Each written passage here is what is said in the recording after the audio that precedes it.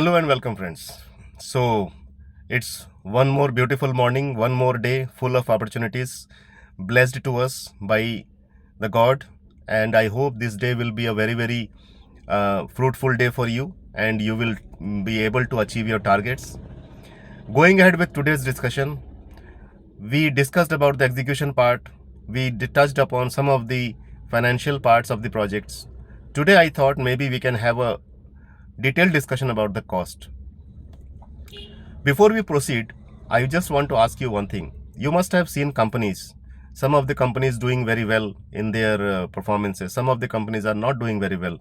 Some of the projects are doing very well. Some of the projects are failed.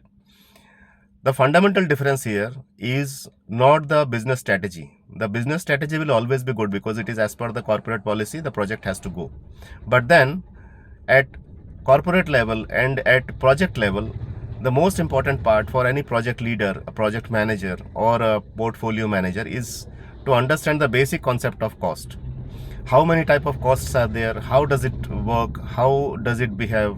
What are the major characteristics of this cost? How can you bifurcate this cost? How can you put them in their proper categories? This is a basic fundamental understanding which is very essential for all of us to understand.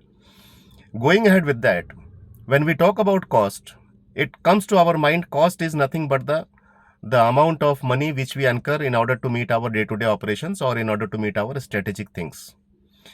But do you know that cost itself is not a single component?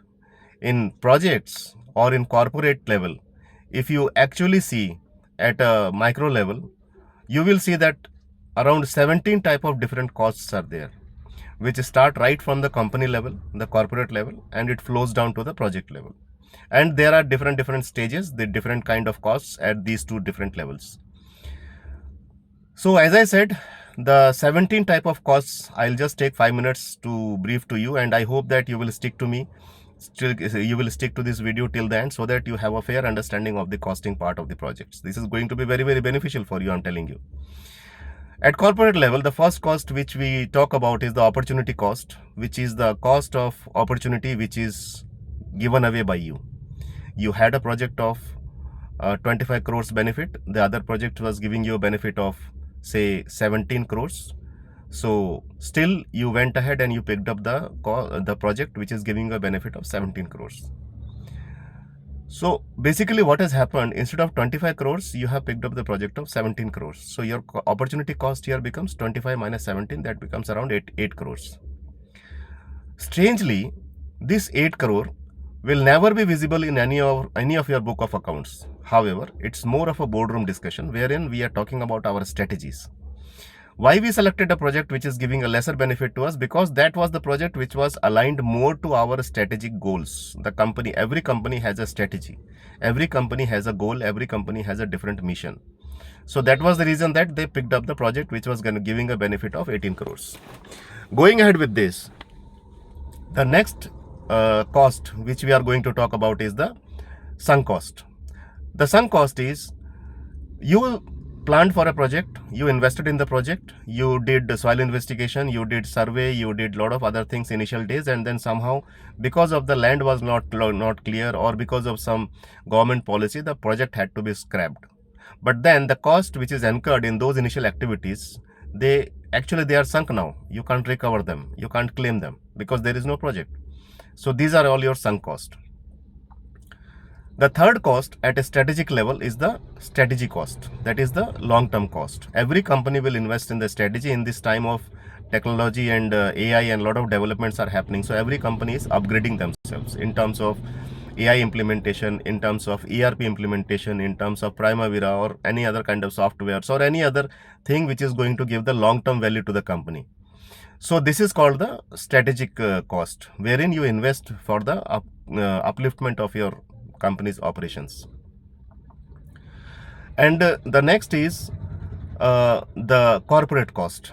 Now the corporate cost is basically the overheads, the maintenance of the corporate office, maintenance or the rental part of the corporate office, the salaries of the corporate staff, the staffs of different departments who are sitting in the corporate office, they are also working.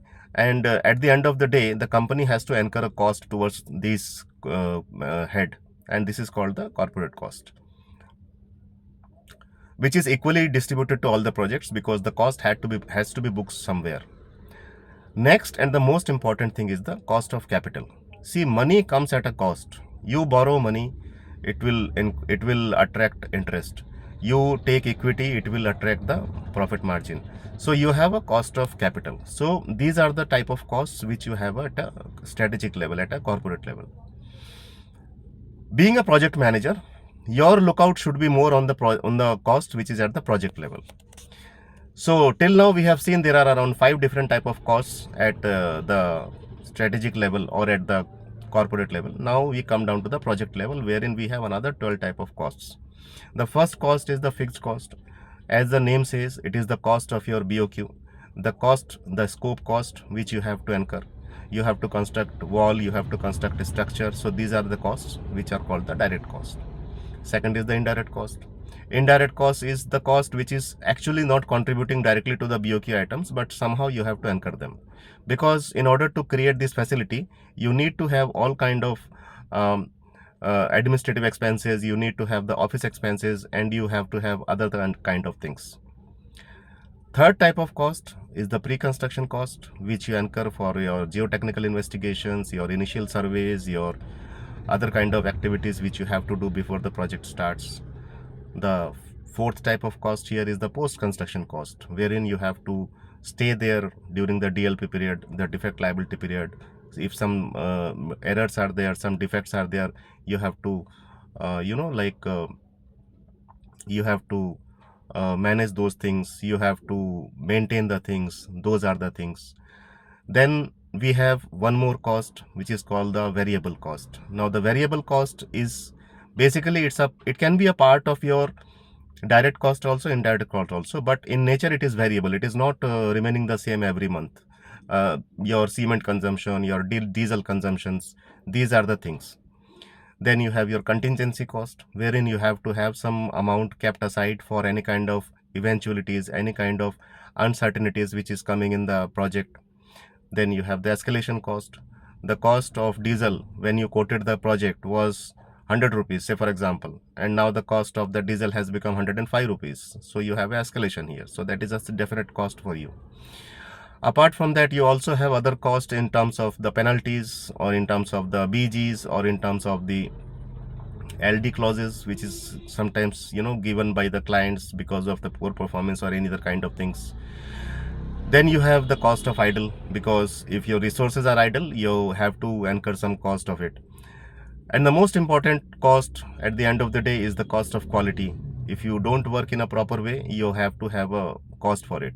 If your work is having some kind of defects, you have to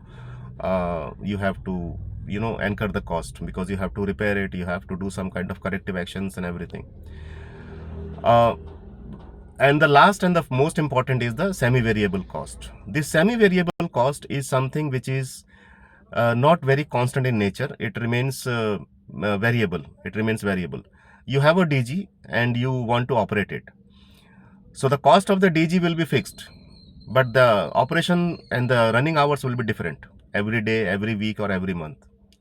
So these are the different type of costs which I just wanted to summarize for the clear understanding of the cost part. So these are the total costs which are normally available in any kind of projects, or at the corporate level, or at the head office level. And I understand that understanding the nature of this cost is very important for a good project leader, a good project manager, because unless you understand the nature of the cost, you will not see from where you are actually having the leakages in your project. So this is very, very important for us. I hope these videos will be very beneficial to you, and I'm able to share some of the little things which I have acquired in my last 3 decades of my journey in the industry. In the days to come, we'll talk more. We'll talk more about the other aspects. We'll talk about the scope. We'll talk about the time. We'll talk about the boardroom discussions. We'll talk about other strategic things. We also talk about the execution part, the technical things of the things. The idea here which I'm having is to share more and more knowledge sharing, whichever I have gathered, as I said, in the last 3 decades, for the benefit of all of you. And slowly, I want to create a community where we people from the industry are sharing our ideas, are sharing our knowledges for the betterment of each other, for the betterment of the industry, and for the betterment of the nation. With this, I'll take a break here and I'll see bye bye to you. And I wish that today will be a very great day for you. You will achieve all your targets and you will have all your wishes fulfilled. With this, take care. Bye bye.